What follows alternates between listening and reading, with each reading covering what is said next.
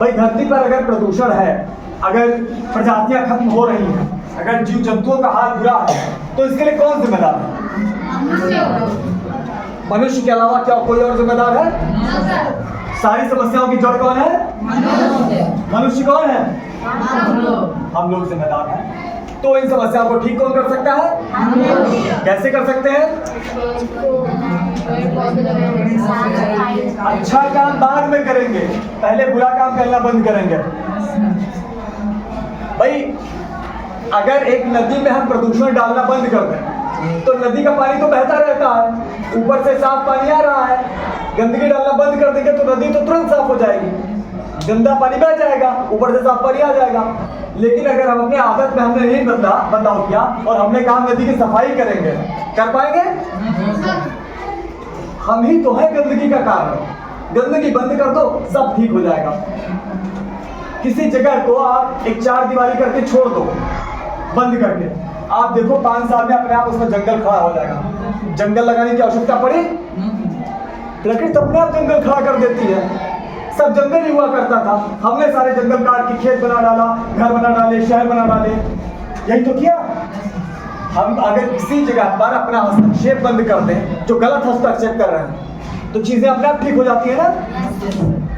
तो ऐसा कौन सा गलत काम सुबह से लेकर शाम तक हम लोग करते हैं जिस पर ध्यान देने की आवश्यकता है? बताइए। हम सारे लोग करते हैं। क्या क्या कार्य है जिसको हम लोग कम कर सकते हैं? सारी चीजें बंद नहीं होंगी वरना तो जीवित रहना ही मुश्किल हो जाएगा, पर फिर भी ऐसा क्या क्या है जिसको हम लोग बंद कर सकते हैं? तो आपने पढ़ा होगा ना प्रकृति के संरक्षण के लिए 5R का सिद्धांत। इसको बोलते हैं, एक तो रिड्यूस,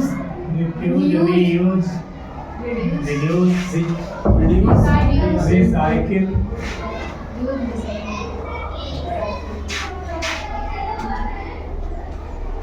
और भी बहुत सारे यार बन जाएंगे,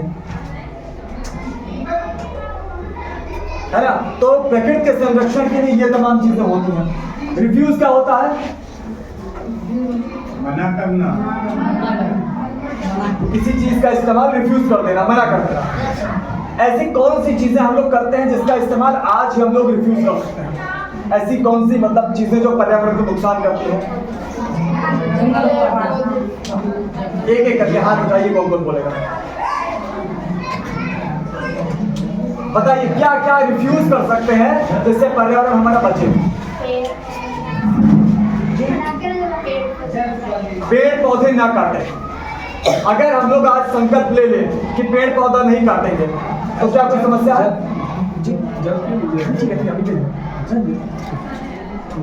बताइए, क्या पेड़ पौधा अगर ना काटे तो इससे कोई समस्या है? हमें इस बात को एकदम अपना नियम बना लेना चाहिए कि कुछ भी हो जाए पेड़ नहीं कटने देंगे।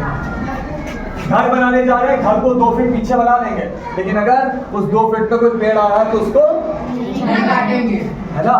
हम लोग कर सकते हैं, अगर हम चाहें तो कर सकते हैं, ना चाहें तो 100 बहाने बना सकते हैं, है ना। तो हम सबको संकल्प लेना चाहिए कि पेड़ पौधे हम लोग मंगल ग्रह पर, चंद्रमा पर क्या जीवन हमारा हो, जीवित रह पाएंगे हम लोग? क्यों? ना पेड़ पौधा, ना ऑक्सीजन, ना पानी, मतलब आप पर्यावरण नहीं है। तो अगर धरती पर है तो उसका सम्मान करें, है ना। धरती का पर्यावरण नष्ट किए जा रहे हैं और दूसरे ग्रह पर जाके पर्यावरण ढूंढ रहे हैं, पानी है कि नहीं वहां पर। अरे भाई धरती का ही तो चालू, धरती कम है क्या रहने के लिए? तो ये तो मूर्खता की बात हुई ना कि अगर धरती को बर्बाद करें और दूसरे ग्रह पर जीवन ढूंढें।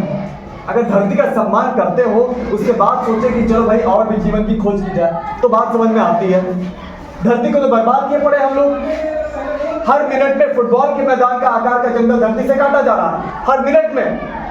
बात करते हुए हमारे 20-25 मिनट हो गए, 20-25 एकड़ जंगल कट चुका है इतनी देर में। जंगल काटना बंद नहीं कर रहे हैं, नदी तालाब में प्रदूषण डालना बंद नहीं कर रहे हैं, जानवरों को मारना बंद नहीं कर रहे हैं। फिर कोई फायदा है क्या प्रगति का, दूसरे ग्रह पर जाने का, बड़ी बड़ी बातें करने का? है कोई फायदा? पहले जरूरी काम तो ये काम कौन करेगा? इसकी शुरुआत हमें खुद से करनी है। दूर हमें नहीं देखना है, हमारे गांव में एक भी पेड़ ना कटे, हमारे घर में, हमारी अपनी जमीन में एक पेड़ ना कटे। इस बात की चिंता हम लोग कर सकते हैं कि नहीं? ये हम लोग संकल्प ले, अपने घर पे सभी को समझाएं कि पेड़ कितने आवश्यक हैं। भगवान का दर्जा दिया गया था पेड़ को, आज काट रहे हैं, है ना? गलत बात है। और क्या क्या चीज रिफ्यूज कर सकते हैं हम लोग?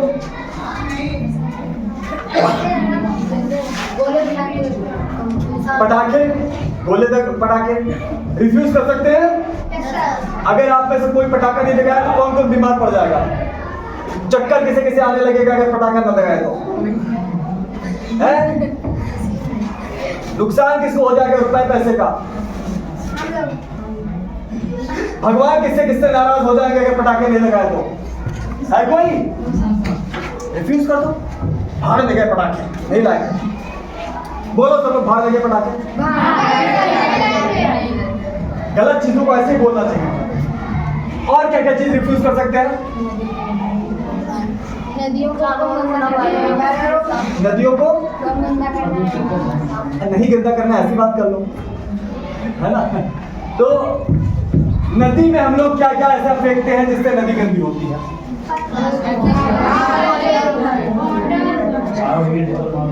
अभी दीपावली में लोग क्या करेंगे, जो पुरानी लक्ष्मी गणेश की मूर्तियां ले जाकर नदी में डालेंगे, कहेंगे विसर्जन कर दिया। पहले समझ लो विसर्जन क्या होता है। क्या नदी में कोई चीज फेंक देना विसर्जन होता है? मूर्ति नदी में हमने फेंका, क्या विसर्जन है? फिर क्या विसर्जन? अगर मैं कहूं ये सभा विसर्जन की जाती है, आप लोग जाके नदी कूद जाओगे? नहीं कूदोगे?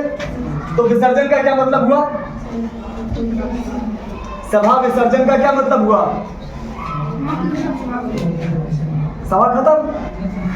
किसी चीज का को खत्म कर देना।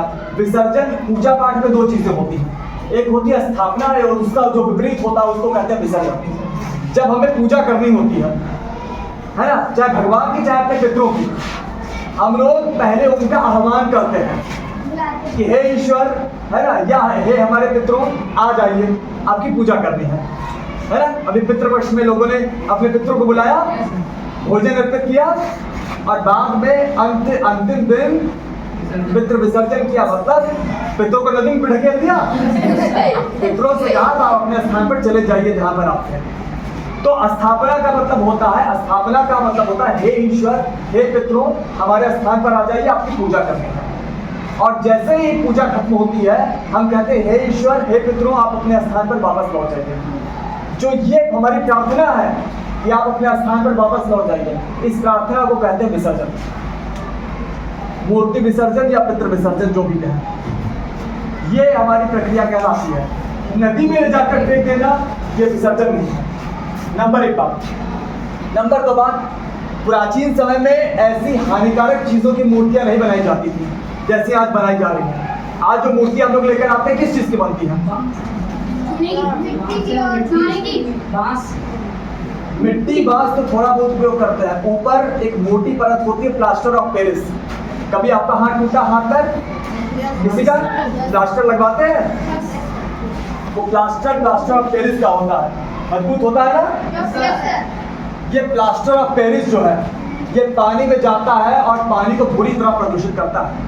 मूर्तियां ऐसी बनती है सारी आजकल जितनी हमारे मार्केट में बिक रही हैं, और इसके ऊपर ऑयल पेंट से रंगा जाता है। ऑयल पेंट जो है ये एक तरह का तैलीय पेंट होता है और ये बड़ा जहरीला होता है। आप जब मूर्तियां ले जाकर डाली जाती है, प्रवाहित की जाती है नदियों में, अगले दिन जाकर देखो तेल की एक परत तैरती हुई आपको दिखाई देगी। तो क्या प्राचीन समय में भी मूर्तियां ऐसी बनती थी? मिट्टी की मूर्ति ऐसे ही हाथ से बना दिया जाता था। आप बताओ, मूर्ति सुंदर नहीं दिखेगी तो क्या उसमें भगवान का वास नहीं होगा? भगवान तो कण कण में है। हम जिस जगह भगवान को माने वही है भगवान। हम लोगों ने क्या किया? हमारा धर्म हमको पर्यावरण की पूजा करना सिखाता था। सबकी पूजा हम लोग करते थे, नदियों की, पेड़ पौधों की, आकाश की, हवा की, है ना, धरती शांति, अंतरिक्ष शांति, वायु शांति, नील शांति। इसके बगैर पूजा शुरू होती थी क्या? सबके शांति की कामना करते थे। और आज हमने अपने धर्म को ही इन तमाम चीजों के बर्बादी का जरिया बना दिया। और उसके बाद लोग कहते हैं कि अरे ये तो धार्मिक बातें हैं, है ना, ये है ना, करना पड़ेगा। धर्म का क्या मतलब है कि जो धारण करने योग्य है, जो सही है, तो हमें ऐसी मूर्तियों का प्रयोग करने से बचना चाहिए जो मूर्तियां ऐसी हानिकारक चीजों से बनी है ना। ये अनिष्टकारी चीजें हैं, इससे पूजा में विघ्न पड़ता है। पहले आपने कथाएं सुनी होंगी कि यज्ञ चल रहा है, देवता लाकर उसमें अनिष्टकारी चीजें यज्ञ में डाल दिए पूजा को भंग करने के लिए। उनको क्या कहते थे? राक्षस। आज हम लोग अपनी पूजा में विघ्न डाल रहे हैं, प्लास्टिक डालकर, ऐसी अनिष्टकारी चीजों का प्रयोग करके। तो हम लोग तो अपनी पूजा में ही राक्षस बन गए कि नहीं? भाई राक्षस कोई अजीब सा दिखने वाला प्राणी थोड़ी होता है। भगवान कृष्ण थे, उनका मामा कौन था? कंस। क्या था? सोचो, भगवान कृष्ण भगवान है, उनके मामा राक्षस है, एक ही परिवार के तो है। कोई राक्षस अलग नहीं दिखता है। इसी मनुष्य के रूप में देवता भी हो सकते हैं, दानव भी हो सकते हैं। लेकिन आज हम लोगों ने देवता वाली बातें कम अपनाई, दानव वाली बातें ज्यादा अपना ली है। ऐसा ही तो है, इसीलिए तो ये तमाम समस्याएं हैं। तो हमें पूजा पाठ में हम लोग ऐसी पीओपी वाली, प्लास्टर ऑफ पेरिस वाली मूर्तियों को भी रिफ्यूज कर सकते हैं। एक पीतल की मूर्ति ले आओ, हर बार उसी का प्रयोग हो, लक्ष्मी गणेश की, बार बार क्या फेंकना पड़ेगा? दूसरा, अगर पुरानी मूर्ति आपके घर में है तो नदी में मत फेंकना, नदी तालाब में, किसी पीपल के नीचे, पेड़ के नीचे ले जाकर रख दो, है ना, तो अपने आप गल जाएगी कुछ समय के बाद। हाँ, गलेगी। बाकी चूंकि वो ऐसी चीज से बना है कि उसको नष्ट होने में ज्यादा समय लगेगा, पर फिर भी नदी में ज्यादा नुकसान करेगी, है ना। तो हमें उसका चीज ये करने से और क्या रिफ्यूज करना हम लोग को? पन्नी। 2017 में गोंडा गंदगी में नंबर 1 घोषित हुआ, है ना। तो मैंने एक कविता लिखी थी अवधी भाषा में अपने, वो सुनाता हूँ, फिर इस पर बात करता हूँ। कविता का शीर्षक है भैया चले पन्नी लटकाए। कि भैया चाहिए, उनको बाजार जाना था तो झोला नहीं ले गए, है ना, तो सामान वामान पन्नी में लिए, तो पन्नी लटकाए हुए जा रहे थे। हाथ झुलावत निकले घर से, पहुंच गए बाजार। हाथ झुलावत निकले घर से, पहुंच गए बाजार, और लेन सौदा पन्नी भर था। और बड़े बड़ा होशियार, घरे पहुंच कर एक पन्नी बा सब्जी छिलका भर भाई। घरे पहुंच कर एक पन्नी बा सब्जी छिलका भर भाई, और गैया खाई इस पन्नी छिलकर साथे, ऐसे होकर मरवाए। दूसर पन्नी कूड़े साथे तीन सड़कें बहाए। दूसर पन्नी कूड़े साथे तीन सड़कें बहाए, पन्नी उड़ी हो गए नाली में, रुका पानी सड़क बंधाए। तीसर पन्नी कूड़ा में डाल के दिन जलाए। तीसर पन्नी कूड़ा में डाल के दिन जलाए, और भवा खूब गंधौरा धुआं जो सबके सांस में जाए। मच्छर फैले, बीमारी फैली, सड़क गली गंधुआई, और फिर लागे कोसे सरकार का कि पन्नी काहे नहीं बंद करवाए।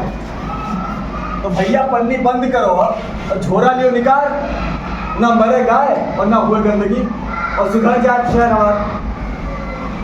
तो पन्नी बंद करेंगे। पन्नी का इस्तेमाल बंद करने के बाद किसको बीमारी हो जाएगी? इस्तेमाल करने से होगी, पता है? प्लास्टिक के छोटे छोटे कण हमारे खून में पहुंच चुके हैं, हमारे दिमाग में पहुंच चुके हैं इस समय। ये जो हम जितना प्लास्टिक लेकर आते हैं, पॉलीथीन, थर्माकोल, प्लास्टिक के गिलास, प्लास्टिक के चम्मच, प्रयोग करके फेंक ही तो देते हैं कि खा लेते हैं? फेंके तो वो गया तो मिट्टी में या तो पानी में, उसके छोटे छोटे कणों में वो टूटता गया, और आज उस कणों को बोलते हैं माइक्रोप्लास्टिक। इतने छोटे कण जो हमें नंगी आंखों से दिखेंगे भी नहीं, वो आज हमारे अनाज में पहुंच चुका है, हमारे पानी में पहुंच चुका है, जमीन के पानी में पहुंच चुका है। वही हम खा भी रहे हैं। आज प्लास्टिक खा रहे हैं हम लोग। वो प्लास्टिक कौन पहुंचाया हमारे खाने पानी में? अच्छा किया, बड़ा बुद्धिमानी वाला काम किया। बाकी प्राणियों से तो हम बड़ा अच्छा काम कर रहे हैं, यही है। हमसे बुद्धिमान बाकी प्राणी हैं, कम से कम गलत काम तो नहीं करते हैं। हम लोगों ने खाली बुद्धि का दुरुपयोग किया है, दुरुपयोग ही तो है। हमें इन चीजों का, पन्नी का, थर्माकोल के प्लेट, वो भी प्लास्टिक है, बड़ा खतरनाक है, पता है? थर्माकोल को बोलते हैं अंग्रेजी में पॉलीस्टाइरीन, इसमें जो स्टाइल है कैंसर पैदा करता है हमारे शरीर में। इसमें कोई भी गर्म खाने वाली चीज रख दो, ये खाने में मिल जाएगा। कल को कैंसर होगा तो कौन जिम्मेदार होगा इसका? चाहते हो कैंसर हो जाए? सारा खेत बिक जाएगा, उसके बाद भी ठीक नहीं होगा। गलत है ना? तो हमें इस तरह के जो एक बार इस्तेमाल करके प्लास्टिक फेंक देते हैं, उसके इस्तेमाल से बचने की आवश्यकता है। ठीक है, तो इस तरीके से हम इन तमाम चीजों को रिफ्यूज कर सकते हैं। करेंगे तो पर्यावरण थोड़ा बेहतर होगा कि नहीं? गांव में गंदगी बंद हो जाएगी। गंदगी का मुख्य कारण प्लास्टिक ही है। बाकी चीजें तो सड़कें वापस मिट्टी मिल जाती हैं, प्लास्टिक ये तो रह जाता है। रिड्यूस, क्या क्या चीजें हम लोग रिड्यूस कर सकते हैं, जिसका इस्तेमाल कम कर सकते हैं? ऐसी क्या क्या चीजें? पानी की बर्बादी, पानी की, पानी का यूज कम करो। पानी का हर चीज का प्रयोग कम कर सकते हैं। जिस भी चीज का अधिक उपयोग कर रहे हैं उसका इस्तेमाल क्या कर सकते हैं? लाउड स्पीकर ज्यादा तेज आवाज में ना चलाएं जब भी चला रहे हो, है ना? कोई जरूरी तो है नहीं कि सबको सुनाना है ना? और दूसरा, हर एक चीज जो सुबह से शाम तक हम इस्तेमाल करते हैं, कपड़े, आजकल हर किसी के पास पैसे हैं, जब मन होता है नया कपड़ा खरीद लाता है। तो एक कपड़े को हमें अधिकाधिक प्रयोग करना चाहिए कि नहीं? जब एक कपड़ा एकदम फट जाए तब दूसरा कपड़ा लाया जाए, या पुराना हो जाए तब नया कपड़ा लाया जाए। बार बार, अभी दीपावली आ रही है, बहुत सारे लोग नए कपड़े खरीदेंगे। कपड़े अगर आपके पास ना हो तो खरीदा जाए, नहीं खरीदेंगे तो उस कपड़े के लिए जो रिसोर्सेज का इस्तेमाल होगा वो बचेगा। मैं एक आपको उदाहरण देता हूँ, मैं एक आप लोगों को उदाहरण देता हूँ। एक स्टील का चम्मच बनाने में, अभी धनतेरस आ रही है, हर कोई जाएगा बाजार में, जिसके पास ज्यादा पैसे हैं वो ज्यादा बर्तन खरीदेगा, जिसके पास कम पैसे हैं वो चम्मच तो खरीदेगा। एक चम्मच से कितना धरती बर्बाद होती है, आज ये बात करते हैं। चम्मच किस चीज का है? स्टील किस चीज से बनती है? लोहे से। लोहा कहां से मिलता है? इतना सारा लोहा कहां से आता है? किसी जंगल के नीचे, किसी पहाड़ के नीचे दबा हुआ है। तो चम्मच के लिए सबसे पहले जंगल को काट डाला गया, एक पहाड़ को नष्ट कर दिया गया, बहुत बड़े पहाड़, बहुत दूर दूर तक, वहां पर खनन किया गया, सारे जानवरों को जंगल के मार दिया गया, भगा दिया गया, खनन किया गया, वहां की नदियां जो है उनके रास्ते रोक दिए गए, बीच की नदियों का रास्ता बदल दिया गया, तालाब खत्म कर दिए गए, गहरा खनन किया गया, वहां से क्या निकाला गया? कच्चा लोहा। अब कच्चे लोहे को एक ढलवा लोहा बनाना था, तो लोहे को गलाने की आवश्यकता थी। लोहा गलाने के लिए क्या प्रयोग होगा? कोयला। लकड़ी से कोयला नहीं जलेगा, उसको ज्यादा तापमान चाहिए, वो कोयला, वो भी सबसे उच्च कोटि का कोयला वो चाहिए। कोयला कहाँ मिलेगा? कोयला भी किसी जंगल के नीचे, पहाड़ के नीचे दफन। एक और जंगल पहाड़ हमने उजाड़ दिया, प्रदूषण करके, जानवरों को मार के सब बर्बाद कर दिया हमने, और फिर वहां से हमने क्या निकाला? कोयला। कोयले को एक ट्रेन में लाद कर लेकर गए दूर। दूध की है क्या? हाँ, नहीं, मैं दूध की चीजें प्रयोग नहीं करता हूँ। अब मुझे बस पानी पिला दिया, चाय जब में पानी लगेगा और चाय जो पिए उसको दे देंगे। ठीक है, तो कोयला और लोहा ट्रेन में लाद कर दूर ले गया गया, और वहां पर कोयले को जलाकर उस कच्चे लोहे से ढलवा लोहा बनाया गया।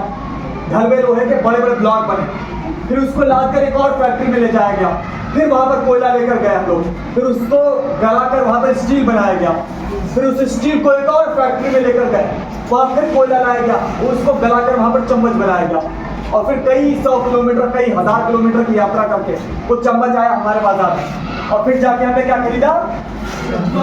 10 रुपए का एक चम्मच। तो हमारे 10 रुपए की चम्मच की मांग को पूरा करने के लिए कितने जंगल नष्ट कर दिए गए, कितने जानवर मार दिए गए, कितना प्रदूषण कर दिया गया, इसका कोई अंदाजा हुआ? हम लोग अंदाजा करके भी नहीं कर पाएंगे, इतनी बड़ी तबाही हुई। तो जितनी भी चीजों का, चम्मच एक उदाहरण मात्र है, जितनी भी चीजों का सुबह से लेकर शाम तक हम प्रयोग करते हैं, उसके कच्चे माल के लिए, उसके प्रोसेसिंग के लिए तमाम चीजों में प्रकृति का इसी तरीके से दोहन किया जाता है, शोषण किया जाता है, तबाह किया जाता है प्रकृति को। तो प्रकृति को तबाह करके हम लोग बच पाएंगे? अपने ही पैरों पर कुल्हाड़ी मार कर लो, यही तो है। तो अगर किसी चीज का प्रयोग करने से हम बचे, क्या घर पे बर्तन की कमी है क्या?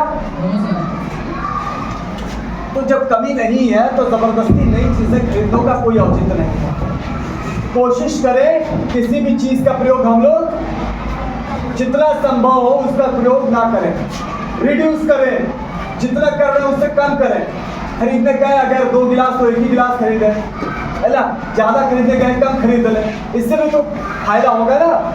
अगर किसी चीज का प्रयोग हम कम करेंगे, है ना, तो कम करना है तमाम चीजों का प्रयोग। रीयूज, बार बार प्रयोग करना। जैसे आप में कितने लोगों के पास अपनी पानी की बोतल है, वो प्लास्टिक वाली नहीं, स्टील की, या जिसको बार बार प्रयोग किया जा सके ऐसी बोतल, कितने लोगों के पास? कुछ ही लोगों के पास है। बाकी जिन लोगों के पास नहीं है, आप लोग जो जब यात्रा करेंगे, ट्रेन में जा रहे हैं, प्यास लगेगी, आप लोग क्या खरीदेंगे? बिस्लरी पानी का बोतल। 1 लीटर पानी मिला उसमें, पिया हमने, उठा के बोतल फेंक दिया। फिर थोड़ी देर बाद प्यास लगी, फिर नई बोतल खरीदा। 100 रुपए का तो पानी पी जाएंगे। तो पानी तो मुफ्त में था, धरती में तो फ्री में दिया था, उसके लिए पहले तो 100 रुपए खर्च किए। दूसरा 5 प्लास्टिक का बोतल का कचरा आपने पैदा कर दिया कि नहीं? तो अगर एक हम लोग स्टील का या प्लास्टिक का, मतलब वो जो मोटा बोतल आता है बार बार प्रयोग करने वाला, एक अगर हम लोग खरीद लें, 200-400 रुपए का मिलता है, एक गुल्लक बना लो, जो पैसे इधर उधर वेस्ट करते हैं उसको उसमें से डाल दिया करें। जब 300-400 रुपए हो जाए तो बाजार जाकर एक अच्छा सा बोतल खरीद लें, और जब भी कभी निकले, स्कूल आ रहे हैं, कहीं दूर जा रहे हैं, तो बोतल साथ में जरूर रखें। एक झोला और एक बोतल, ये 2 चीजें हमेशा, अगर बहुत दूर जा रहे हैं तो एक गिलास भी साथ में रखें, है ना, ताकि ये प्लास्टिक के गिलास हमें प्रयोग न करने पड़े रास्ते में। होटल पे जा रहे हो तो अपना गिलास दे दो, भाई हमें इसमें चाय देना, तो तुम्हारे गंदे वाले गिलास में चाय हम नहीं पिएंगे, कहा जा सकता है ना। तो इन चीजों को ले लीजिए और इसको बार बार आप रीयूज करिए। कपड़ा है, जितना ज्यादा यूज हो पाए उसको उतना इस्तेमाल कीजिए। ऐसे रिसाइकल, जो चीजें कबाड़ वाला खरीद सकता है उसको दे दे, उसको फेंके ना, तो वो रिसाइकल हो जाएंगी। रीथिंक, दोबारा सोचें, कोई भी काम करने से पहले दोबारा सोचें, 3 बार सोचें, 4 बार सोचें, 5 बार सोचें, क्या इसको करना जरूरी है? क्या इसको किए बगैर जीवन नहीं चलेगा? अगर वो काम करना जरूरी नहीं है, काम का मतलब इस्तेमाल किसी चीज का, तो उस चीज का इस्तेमाल तो नहीं इस्तेमाल करेंगे तो रिड्यूस क्या हमने ना उसका। तो ये भी और एक सबसे जरूरी, रेस्पेक्ट, धरती का सम्मान करें। सम्मान कैसे करेंगे? सुबह उठे, पैर छूले, सम्मान हो गया, फॉर्मेलिटी हो गई। सम्मान तब होगा जब धरती के हर एक चीज को हम नष्ट करना बंद करेंगे, है ना। छोटा सा पौधा कहीं उगा है, भले उसको आप कहते हैं झाड़ी है ना, खरपतवार है, आप उसका भी सम्मान कीजिए। जब तक अत्यंत आवश्यक ना हो उसको भी आप नष्ट ना कीजिए। चींटी भी अगर है उसका भी सम्मान कीजिए, उसको क्यों मारना, है ना। तो जब ये भावना हमारे अंदर आएगी कि हम लोग सबका सम्मान करेंगे, तब जाकर हम तमाम चीजों को बचा पाएंगे। अगर आज हम धरती पर प्रदूषण कर रहे हैं, जानवरों को मार रहे हैं, इसी वजह से क्योंकि उनका सम्मान नहीं करते हैं। अगर सम्मान करेंगे तो हम लोग गलत काम करेंगे क्या? सम्मान करना चाहिए। हमारे पूर्वजों ने सम्मान किया था, इसीलिए पूर्वजों ने खूब नियम बनाए थे। हमारे पूर्वज पेड़ नहीं काटते थे, हम काट रहे हैं ना। पहले लोग नंगे पैर तालाब के किनारे जाते थे अपना पैर धोकर। तालाब नदी के किनारे कोई गंदा चप्पल जूता पहन के नहीं जा सकता था। कोई नदी तालाब के किनारे थूक नहीं सकता था, शौच नहीं कर सकता था। ये नियम थे हमारे गांव में। आज क्या कोई नियम हम मानते हैं? सारे नियम खत्म हो चुके हैं। हमें नियम पता ही नहीं कौन से नियम थे। पशु पक्षी पहले खूब सम्मान दिया जाता था, आज हम लोग सिर्फ शोषण कर रहे हैं। गाय भैंस हो, हम लोग कहते हैं हम लोग गौ पालन करते हैं, असल में आज हम लोग गौ शोषण कर रहे हैं। गाय को पूरे जिंदगी छोटे से रस्सी में बांधकर उसको बार बार जबरन धड़ करा कर 14-15 साल में उसके 7-8 बच्चे पैदा कराते हैं कम से कम। हमें से किसी की औकात नहीं है 7-8 को पूरी जिंदगी रखेंगे, खिलाएंगे। इसी वजह से सारी भैंसें हम कसाई को बेचते हैं, सारी बूढ़ी भैंसें सारे पड़वे हम कसाई को बेचते हैं, एक भी नहीं बचता है। आपने छुट्टा गौवंश देखा है? कभी छुट्टा भैंसे देखी है? छुट्टा भैंसे जो किसी की ना हो, देखा है? सारी कसाई को बेचते हैं। गौवंश उनको गौशालाओं में भर के भूख से मरवा रहे हैं। इन तमाम जो गौशालाएं खुली हैं, कुछ महीने से ज्यादा कोई गौवंश जिंदा नहीं रहता। कुछ महीने, अगर गौवंश बहुत खाया पिया है तो कुछ महीने जिंदा रहता है, वरना 1-2 महीने मर जाता है। इतनी बुरी हाल है। सड़कों पर गाड़ियों से कुचले जा रहे हैं, खेतों में ब्लेड के तार से मर रहे हैं। क्यों? एक गाय का 14-15 साल में 7-8 बच्चा पैदा करा दिया, बार बार उसे जबरन गर्भाधान कराकर। इंसानों में कहते हैं कि 2 बच्चों के बीच में 3 साल का गैप रखिए। एक बच्चा पैदा हुआ है तो अगला बच्चा 3-4 साल बाद पैदा कीजिए, वरना माँ और बच्चे दोनों को नुकसान होगा। गाय का दूध बनना बंद होता नहीं, दोबारा उसको गाभिन कराने के लिए डॉक्टर ढूंढते रहते हैं, है ना? सीमेंट डलवा दो, जबरन गर्भाधान करा दो। हमारा सामर्थ्य नहीं उनको रखने का। शोषण कर रहे हैं कि नहीं? एक बच्चा अपनी माँ का दूध दिन में कितनी बार पीता होगा? 10-15 बार। 1-1 घंटे पर बच्चा रोता है, माँ दूध पिलाती है। गाय के बच्चों को कितनी बार हम दूध पीने देते हैं उसकी माँ का? 3 बार तो शायद 100 में 1 या 500 में 1000 में 1 बैठे करता होगा, है ना?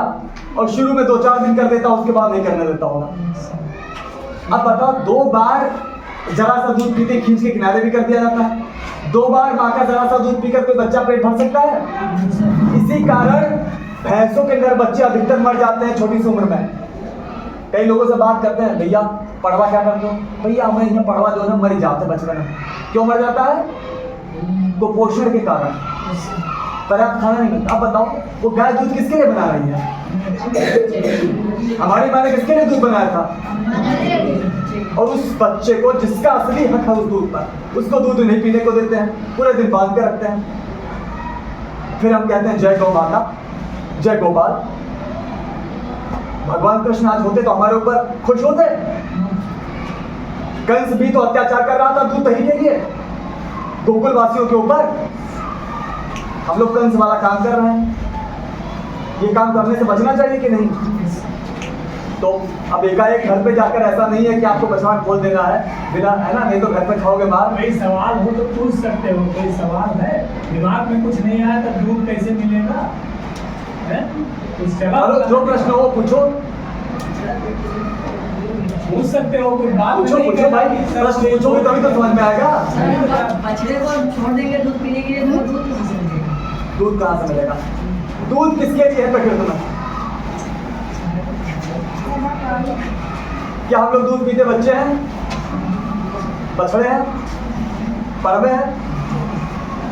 हमारे खाने के लिए क्या होता है कि हम लोग किससे मिलते जुलते हैं? क्या हमको जरूरत है? फल की जरूरत है, उत्पादन करने, हरी सब्जियां, फल की जरूरत। अच्छा, दूध क्यों पिया जाता है ये बताओ। दूध में पोषण होता है। क्या क्या चीजें होती हैं? Protein, calcium. प्रोटीन तो बहुत कम होता है। पहली बात तो शुद्ध दूध में 86% पानी होता है, शुद्ध दूध में। और अगर आप कहीं से और खरीद रहे हैं तो हो सकता है 95% पानी करके दिया जा रहा है आपको, है ना? 100 ग्राम गाय के दूध में 3.5 ग्राम प्रोटीन होता है। कितना? 100 ग्राम अरहर की दाल में कितना प्रोटीन होता है? 22 ग्राम। मसूर की दाल में 28 ग्राम। अधिकतर दालों में 20 ग्राम से ज्यादा प्रोटीन है। अब ये प्रोटीन बढ़िया है कि ये प्रोटीन बढ़िया है? तो प्रोटीन के लिए क्या दाल कम है हमारे पास? दूध से ज्यादा महंगी है। दूध तो रोज 60 रुपए का 70 रुपए का लेकर आते हैं, दाल तो एक बार में 150 की लाएंगे तो बहुत दिन चलेगी, है ना। कैल्शियम 100 ग्राम गाय के दूध में 125 मिलीग्राम कैल्शियम होता है, ठीक है। 100 ग्राम तिल के दाने में 1600 मिलीग्राम कैल्शियम होता है। तिल का दाना खाते हो? 125 मिलीग्राम 1600 मिलीग्राम, कोई तुलना है? गेहूं खाते हो? गेहूं में बढ़िया कैल्शियम है। तमाम हरे पत्तेदार सब्जियों में बढ़िया कैल्शियम है। अरहर की दाल का जो छिलका है उसमें गाय के दूध से 6 गुना करीब 700 मिलीग्राम कैल्शियम होता है। तो हमें एक बैलेंस्ड डाइट लेने की आवश्यकता है। इसमें ज्यादा दालें हो, ज्यादा सब्जियां हो, फल हो, है ना, अनाज हो, लेकिन अनाज भी ज्यादा ना ले। आजकल हम लोग गेहूं चावल खाते हैं, है ना। इसमें क्या होता है, इसको बोलते हैं हाईली ग्लाइसेमिक। अब मोटा अनाज तो खाते नहीं है। गेहूं चावल अचानक हमारे खून में क्या करता है, ग्लूकोज बढ़ा देता है। तो ये समस्या पैदा कर सकता है अगर हम लोग बहुत ज्यादा कठिन काम नहीं करते हैं, तो बहुत मेहनत नहीं करते हैं, तो उन लोगों के लिए गेहूं चावल प्रॉब्लम कर सकता है, डायबिटीज की समस्या पैदा कर सकता है। तो ज्यादा हमें क्या खाना चाहिए अपने खाने में? दाल, सब्जी और फल। हमारा 80% खाना यही होना चाहिए। क्या होना चाहिए? दाल, सब्जी और फल। 80% खाना, 20% में आप बाकी चीज खाओ। तो हमारे पोषण के लिए सारी चीजें हैं। गाय को प्रोटीन कहाँ से मिलता है? खुद बनाती है। आपने साइंस की बुक में पढ़ा होगा धरती की खाद्य श्रृंखला के बारे में, फूड चेन। फूड चेन में क्या क्या चीजें होती हैं? उत्पादक, उपभोक्ता, प्रोड्यूसर्स और कंज्यूमर्स होते हैं ना।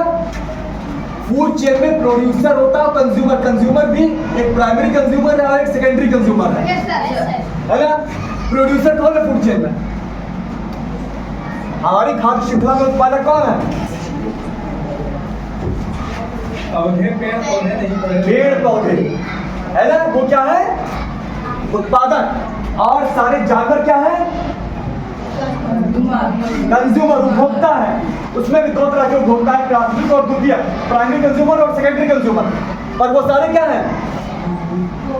कंज्यूमर हैं। वो कंज्यूम करते हैं, अलग से वो चीजें प्राप्त करते हैं, खुद नहीं बनाते हैं। खुद कौन बनाता है? प्रोड्यूस कौन करता है? पेड़ पौधे। सारे आवश्यक पोषक तत्व जिसकी हमें बाहर से आवश्यकता है, हमको ही नहीं सारे जानवरों को, उसका उत्पादन इस धरती पर सिर्फ पेड़ पौधे करते हैं। प्रोटीन बनता है एमिनो एसिड से। 9 तरह के एमिनो एसिड ऐसे हैं जो इनको बोलते हैं एसेंशियल, जिसको हमें बाहर से चाहिए, बाकी हमारा शरीर खुद बनाएगा। वो 9 एसेंशियल एमिनो एसिड सिर्फ पेड़ पौधे बनाते हैं। सारे विटामिन जितने एसेंशियल हैं सिर्फ पेड़ पौधे बनाते हैं। मिनरल्स, आयरन, कैल्शियम, जिंक, वो मिट्टी में पाया जाता है। पौधे उसे अपनी जड़ों से क्या करते हैं? तो अगर हमको प्रोटीन चाहिए, विटामिन चाहिए, मिनरल्स चाहिए, सारा जो है पेड़ पौधा बनाता है। कि गाय, भैंस, भेड़, बकरी, मुर्गी, सुअर, इनको कहाँ से मिलता है प्रोटीन? कैल्शियम कहाँ से मिलता है? आयरन कहाँ से मिलता है? तो पेड़ पौधा ही बना रहा है तो उसी से ना ले ले। पहले उसको खिलाओ जानवर को, और जानवर का करो शोषण, और बाद में उससे लो। और जानवरों से जब चीजें हमें मिलती है, पशु उत्पादों में होता है सेचुरेटेड फैट, संतृप्त वसा। और आप लोगों ने वसा कितने तरह की होती है? प्रमुख रूप से 2 तरह की, एक संतृप्त और एक असंतृप्त, सैचुरेटेड और एक अनसैचुरेटेड। पौधों में कौन सी वसा होती है? अनसैचुरेटेड। और जो पशु उत्पाद है, चाहे मांस हो, चाहे दूध हो, चाहे अंडा हो, इसमें होता है सेचुरेटेड फैट। सेचुरेटेड फैट जो है यह हमारे शरीर के तापमान पर जमा सा रहता है। इसीलिए ये हमारे जब रक्त वाहिकाओं में जाता है तो ये उसके ऊपर, आर्टरीज के ऊपर चिपक जाता है, खून का प्रवाह नहीं होने देता है। ब्लड प्रेशर की समस्या, हार्ट अटैक की प्रॉब्लम पैदा करता है। कोशिकाओं के ऊपर जाकर चिपक जाता है तो खून का ग्लूकोज कोशिकाओं में जा ही नहीं पाता है। इससे होती है टाइप 2 डायबिटीज, मधुमेह की समस्या। कैल्शियम के साथ मिलकर बनाता है पथरी। सेचुरेटेड फैट से हमें बचने की आवश्यकता है। और अलग इसी तरीके का दिखने वाला और फैट है, ट्रांस फैट। समोसा खाते हो? ये जो समोसा तलता है समोसे वाला, एक ही तेल को बार बार गर्म करके उसमें समोसा तलता है। तेल को बार बार गर्म करने से वो हो जाता है ट्रांस फैट, वो भी इसी तरीके का होता है मोटा, वो भी हमारे अंदर जाकर चिपक जाता है।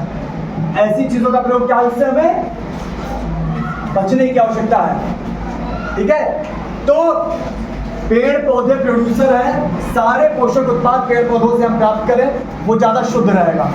ठीक है, जानवरों को खिलाएंगे, जानवरों से लेंगे तो उसमें हमें संतृप्त वसा मिलेगी, उसमें हमें बैड कोलेस्ट्रॉल मिलेगा। ठीक है, तो इन चीजों से हमें क्या करने की आवश्यकता है, पशु उत्पादों से बचने की आवश्यकता है। इससे जानवरों का भी शोषण नहीं होगा और इससे हमारा स्वास्थ्य भी प्रभावित नहीं होगा और पर्यावरण के लिए भी ज्यादा हितैषी कौन सा खाना है। आपके गांव में अगर हरियाली नहीं बढ़ पा रही है उसका सबसे बड़ा कारण क्या बताओ? आपके गांव में हरियाली न बढ़ पाने के कारण, पेड़ पौधों को बड़ा ना हो पाने का कारण क्या है सबसे बड़ा?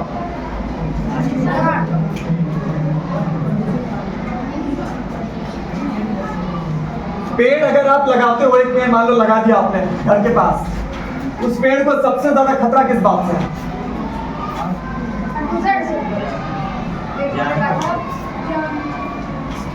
भेड़ बकरी और फिर गाय भैंस। इतने ज्यादा जानवर हम पैदा कराते हैं हर साल इन जानवरों को, ये असली नहीं है। ये जितनी भेड़ बकरियां गाय भैंस हमारे पास है इनको हम कह सकते हैं नकली जानवर। जानते हो क्यों? क्योंकि ये प्रजातियां नहीं है, इनकी सारे दुनिया में जितने गौवंश हैं उनकी प्रजाति एक ही है, उसके अलावा बॉस टॉरस। ये नस्लें हैं, नस्ल प्रकृति में अपने आप नहीं पाई जाती है, नस्ल को बोलते हैं ब्रीड। प्रकृति में अपने आप पाई जाती है स्पीशीज। हम लोग हर साल पता है भारत में 30 करोड़ गाय भैंस पैदा करा कर मारते हैं हर साल। पैदा कराकर क्या करते हैं? मारते हैं। जितने गौवंश पैदा कराते हैं गाय भैंस हैं सब बाद में मारते हैं। बीफ के निर्यात में हम दूसरे नंबर पर है दुनिया में। बीफ जानते हो क्या होता है? गाय भैंस का मांस। सेकंड नंबर पर है दुनिया में बीफ के निर्यात में। यही नहीं, इंटरनल कंजम्पशन खाने में हम लोग दुनिया में अग्रणी हैं, बीफ खाने में। और यही नहीं, बड़े पैमाने पर तस्करी बांग्लादेश में, बगल में नेपाल में होती है और पाकिस्तान में होती है गाय भैंस की। मतलब दुनिया में सबसे ज्यादा गाय भैंस का मांस हम अपने देश में पैदा कर रहे हैं। तो इतनी बड़ी तादाद में हम ये 30 करोड़ गाय भैंस पैदा कराते हैं, किसी का सामर्थ्य नहीं इनको रखने की। और अगर ये ना मरे 10 साल में इनकी संख्या 3 अरब हो जाएगी। कितना? 3 बिलियन। हमारी जनसंख्या कितनी है? अभी 1.5 अरब भी नहीं पहुंची है। हमसे 2 गुना ज्यादा ये गाय भैंस 10 साल में हो जाएंगे अगर ये ना मरे तो क्या मारना सही है? असल में समस्या क्या है? जबरन उनकी जन्म दर बढ़ाना, बार बार उनको गर्भ धारण कराना, ये प्रॉब्लम है। और इस कारण से हमारा कोई पौधा बड़ा होकर पेड़ नहीं बन पा रहा। हम तो कुछ पौधे लगाते हैं, हमारे गांव में हर साल लाखों पौधे, पक्षी एक जगह से बीज को दूसरी जगह पहुंचाते हैं। बरसात में लाखों पौधा उगता हमारे एक गांव में। बीजों का प्रकीर्णन करते हैं ना वो, तो ये जानवर पैदा करते हैं अतिचारण की समस्या। अभी आप लोग पढ़ोगे नहीं तो हाई स्कूल में पढ़ोगे, भारत की सबसे बड़ी पर्यावरणीय समस्याओं में से आज एक है। हरियाली का सबसे ज्यादा विनाश अतिचारण के कारण। इसमें सबसे ज्यादा खतरनाक है बकरियां और भेड़ें। ये किसी पौधे को अगर खा लेती है दोबारा उसमें नया कल्ला भी नहीं निकलता, एकदम खत्म। और गाय भैंस 1-2 बार में उसको भी वो भी खत्म कर देती है। तो इन जानवरों की अगर जबरन जनसंख्या वृद्धि ना कराए तो एक तो हरियाली अपने आप बढ़ेगी, जितनी जगह पर हम इंसान ले जाएंगे वो अपने आप जंगल बन जाएगा। दूसरा, खेती में हमें तार नहीं लगाने पड़ेंगे, ठंडियों में जागना नहीं पड़ेगा। ये जो बड़े पैमाने पर गौ तस्करी हो रही है, भैंसों की हत्या हो रही है, गौशालाओं में बेचारे मारे जा रहे हैं, जब जबरन इतना नहीं पैदा कराएंगे तो क्या मारे जाएंगे वो? थोड़े बहुत गौवंश होंगे तो हम लोग उनका ध्यान भी रख सकते हैं, है ना? गौशालाओं में अगर थोड़े से गौवंश है तो उनका ध्यान भी रखा जाए। बहुत ज्यादा हो जाते हैं कोई ध्यान नहीं रख पा रहा। पहले समय में कहा जाता था कि बछड़े के जन्म पे सोहर होता था, तो इसीलिए होता था क्योंकि बैल की कृषि के लिए कार्य किया जाता था। बिल्कुल। और उसको जो है क्षेत्र में कहीं होता नहीं था, तो अगर एक आदमी के पास एक है तो उसको दूसरे की तलाश होती थी, तो वो ढूंढता था बगल के गांव में कि कहीं बछड़ा तो किसी पास नहीं है गलती से, तो हम लाके उसको। खेती में चूंकि बछड़े का, अभी मैं 2 हफ्ते पहले ही मैं मध्य प्रदेश के सतपुड़ा के इलाके में था। है ना। सतपुड़ा का पहाड़ों का नाम आपने सुना है, ऊपरा आदिवासियों का इलाका है, वहाँ पर सतपुड़ा लगा कहने हूँ दूर मगर अलगाव नहीं, पोएम नहीं पढ़े हो। सतपुड़ा के ऊपर है ना एक कविता, सतपुड़ा के घने जंगल। तो सतपुड़ा में एक जिला है वहाँ पर डिंडोरी, मैं वहाँ पर था अभी 2 हफ्ते पहले ही। डिंडोरी में कैसे लोग जात पता क्या रखते हैं, वहाँ पर दूध दही खोया पनीर बिल्कुल नहीं खाया जाता है। गौवंश वहाँ पर रखे जाते हैं सिर्फ खेती करने के लिए, किसी भी गौवंश को रस्सी नहीं बांधी जाती, सारे एक साथ रहते हैं। बच्चा भी वहाँ पर अपने आप है, किसी को जबरन गाभिन नहीं कराया जाता है, किसी को किसी तरह से नुकसान नहीं पहुंचाया जाता है। और रोज वो गौवंश चरने जाते हैं, रोज 10 किलोमीटर 15 किलोमीटर 20 किलोमीटर वो चलते फिरते हैं जो उनके लिए आवश्यक है। और वहाँ पर एक भी गौवंश कसाई के पास नहीं जाता है। जो बच्चा वहाँ पैदा हुआ मरते दम तक वो अपनी माँ के साथ, मतलब जब तक है माँ उसकी, जब तक है वो अपने परिवार के साथ माँ के साथ रहता है। सब एक साथ रहते हैं, वो भी एक सामाजिक प्राणी है, एक साथ ही हमेशा वो रहते हैं। कोई क्रूरता वहाँ पर नहीं है, उसको कह सकते हैं गौपालन। लेकिन जब आ जाती है दूध की लालच, तो दूध तभी मिलेगा जब बार बार उसे हम गर्भधारण कराएंगे। और इसी लालच में हम इतने बच्चे पैदा कर लेते हैं, दूध के लालच में हमारी औकात होती नहीं है, या तो कसाई को बेचो या तो छोड़ दो, 2 ही रास्ता होता है। इस कारण से सब परेशान है, सरकार अलग परेशान है, प्रशासन अलग परेशान है, किसान अलग परेशान है, राह में चलते लोग अलग परेशान है, कोई जानवर ना मिल जाए लड़ जाए, है ना परेशान। कितनी समस्या हो रही है। और यही नहीं, कितने लोग मर रहे हैं, एक्सीडेंट से मर रहे हैं, ब्लेड के तार में कट के। गोंडा में अकेले 20-25 लोग मर चुके हैं ब्लेड के तारों से, पिछले 5-6 सालों में लगाया था जानवरों के लिए, हम मर गए। अच्छा है क्या? तो हमें अगर हम शोषण और पालन में अंतर करना सीख लें तो ये भी बड़ा अच्छा रहेगा, है ना। कोई प्राणी हमारे इस्तेमाल की चीज नहीं है, सभी प्राणियों का स्वतंत्र अस्तित्व इस धरती पर, सब आजादी के साथ अपने पर्यावरण में रहने के लिए बने हैं, है ना। तो ये बात भी हम समझे, सभी प्राणियों का सम्मान करें, सांपों को भी ना मारें। अपने यहाँ पर 3 तरह के सांप सिर्फ विषधर हैं, बाकी सारे सांप ऐसे हैं जो विषधर नहीं है। विषधर कौन से सांप अपने यहाँ? क्या 3 सांप ऐसे हैं जो हमारी जान ले सकते हैं, कौन से हैं? किंग कोबरा है, नहीं पाया था। पहला क्या बोला आपने? रशियन वाइपर, ये पाया जाता है अपने यहाँ पर, है ना। रशियन वाइपर ये अपने यहाँ का सबसे खतरनाक सांप है ना। अभी यहाँ चौरी के पास खूब सारे रशियन वाइपर हैं। मुझे अक्सर यहाँ पर महीने में 1-2 केस मुझे पता चल जाता है रशियन वाइपर निकला है। तो अपने इस इलाके में अच्छे रशियन वाइपर हैं। ये लंबे चौड़े होते हैं, लगभग 6 फीट 7 फीट हो जाते हैं, मोटे से बादामी रंग के होते हैं, काले काले छल्ले, जैसे ये सांप है इसमें ऐसे ऐसे छल्ले बने होते हैं, ऐसे ऐसे छल्ले काले रंग के होते हैं और इसका रंग बादामी रंग का होता है, ठीक है। ये रशियन वाइपर, मैं तस्वीर नहीं लाऊंगा, अगली बार आऊंगा तो मैं बड़े बड़े फोटो लेकर आऊंगा, सारे सांपों की दिखाऊंगा आपको, ठीक है। ये सबसे खतरनाक है, ये जब काटता है तो खून थक्का बनने लगता है खून, है ना। दूसरा कौन सा खतरनाक सांप है? एक रशियन वाइपर हो गया, दूसरा करायत, जिसको घोर करायत बोलते हो, है ना। हमारे करायत कई तरह के होते हैं, हमारे यहाँ पर एक करायत पाया जाता है जिसको बोलते हैं कॉमन ग्रेड, है ना। काले रंग का चमकीला काला होता है, उसमें सफेद रंग के छल्ले होते हैं, 2-2 छल्ले एक साथ, 2 छल्ला फिर 2 छल्ला फिर 2 छल्ला, ठीक है। चमकीले काले रंग का होता है। ये उसका जो विषय, ये न्यूरोटॉक्सिन है, ये हमारा केंद्रीय तंत्रिका तंत्र है उसके ऊपर असर करता है। इसके बाद पहले हमारा हाथ पैर काम करना बंद करेगा, दिखाई देना बंद हो जाएगा, मतलब जो संवेदनशील अंग है हमारे दिमाग से बाकी अंगों का संपर्क टूटने लगेगा, ठीक है। क्या है वो? कॉमन क्रेट बोलते हैं, है ना। उसको क्रेट बोलते हैं अंग्रेजी में, हिंदी में बोल दो करायत, घोर करायत। तीसरा एक और विषधर सांप है, कौन सा है?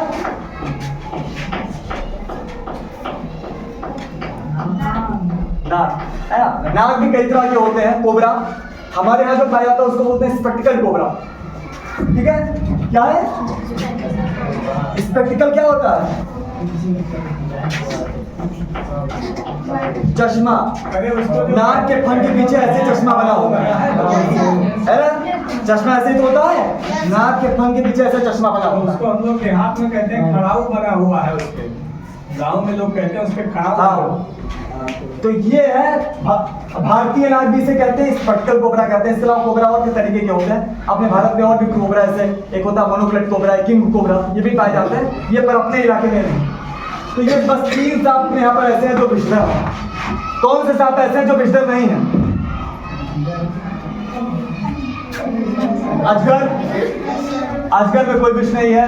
धामिन, कोई विष नहीं है। एक अंधविश्वास जुड़ा है कि पूछ मारेगा तो सड़ जाएगा, पूरा अंधविश्वास है, कोई विष नहीं है। तीसरा मजगिदवा, उसको अंग्रेजी में बोलते हैं चकल किलबैक, वही पनिया मजगिदवा के बाद, ठीक है। दोराहा, उसको बोलते हैं बफ स्ट्रिप किलबैक, बिल्कुल विष नहीं है। और चीतर और लोहारिन, ये 2 ऐसे नाम हैं जो एकदम मिथ है।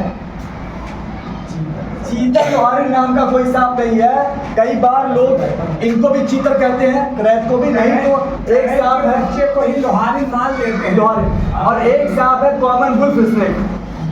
आप लोग गूगल पर सर्च करना, नोट कर लो चाहे, क्या नाम है?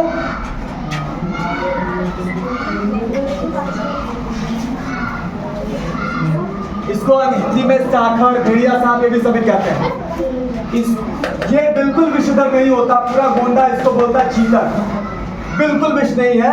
ये सांप दीवार पे भी चढ़ लेता है, अक्सर ये नमी वाली जगह पर ये छिपके नहीं खाता असल में, है ना, और पूरा गोंडा इसको चीतर कह के मारता है। अंधविश्वास,